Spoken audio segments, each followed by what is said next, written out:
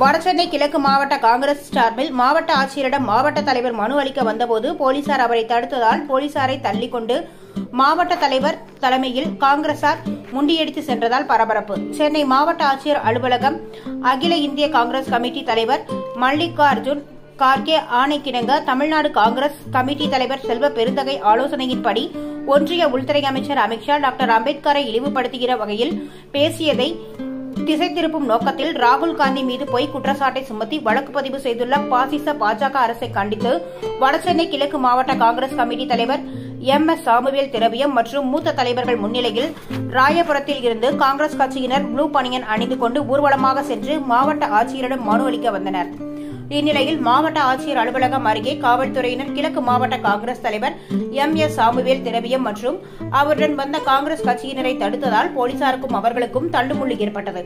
இதனைத் தொடர்ந்து போலீஸ் ஆளை தள்ளிக்கொண்டு மாவட்ட தலைவர் MS திரவியம் கட்சியினருடன் சென்று மாவட்ட ஆட்சியர் ரஷ்மி சித்தார்த் ஜகடே அவர்களிடம் மனுவினை வழங்கினார். போலீசாருக்கும் காங்கிரஸ் கட்சியினருக்கும் தள்ளுமுள்ளு ஏற்பட்டதால் சிறிது நேரம் பரபரப்பு ஏற்பட்டது. இந்நிகழ்வில் மாநில நிர்வாகிகள், சர்க்கிள் தலைவர்கள், மாவட்ட நிர்வாகிகள், பிரிவு மாவட்ட தலைவர்கள், பிரிவு மாநில நிர்வாகிகள், வட்ட தலைவர்கள், சர்க்கிள் வட்ட பிரிவு நிர்வாகிகள் மற்றும் காங்கிரஸ் கட்சியினர் பெரும் திரளாக கலந்து கொண்டனர்.